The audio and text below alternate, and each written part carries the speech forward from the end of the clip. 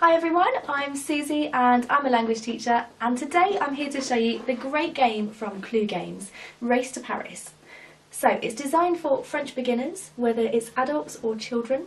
It's great fun to play and so easy. You'll be learning to make sentences in French within seconds, I guarantee it. There's millions of different combinations of sentences, so you'll never get bored. And inside the box you have a wonderful game board and 4 decks of cards to choose from. Everyday objects, places, people and food and drink, which is my personal favourite. So we're going to take a look at that in just a moment. So Race to Paris is particularly great because it helps you to use those words as building blocks to make sentences. It's much more effective than traditional methods of vocabulary lists or rote learning, and it's so much more fun as well. So let's take a look at that deck and at the game board itself. So how do we play? Really simple. Each hand, every player receives 7 cards. We start by playing a red card, the one with the big star on it, and we simply build a sentence by following the colour-coded arrow. So a blue arrow, we play a blue card, green or yellow arrow, we can play a green or yellow card, etc. On this side, we add our purple card, which is our expression card, which just enhances our sentence a little bit. Bien sûr, j'achète le café parfait et le gâteau savoureux. We get 1 point for each card we play, and an additional point for each card that we can translate.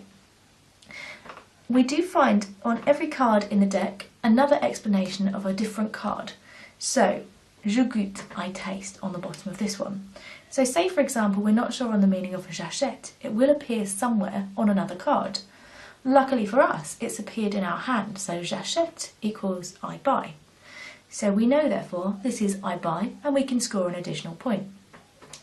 If there's a card that we're not sure of that's not translated on our own cards, for example, bien sûr, we can leave it to one side, and whoever finds that definition later in the game can claim an extra point.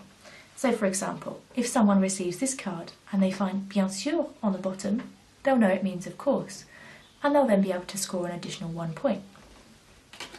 So we can score up to 14 points for each hand, 7 for the cards we play and 7 for the cards we translate. On the game board for Race to Paris, we very simply move 1 square for each point that we receive. So we can move up to 14 squares each turn. Along the way we find hotel squares and blue squares. These are great for adding an element of competition. On these squares you get to ask other players questions about translating words, so it's a bit of a knowledge test for them.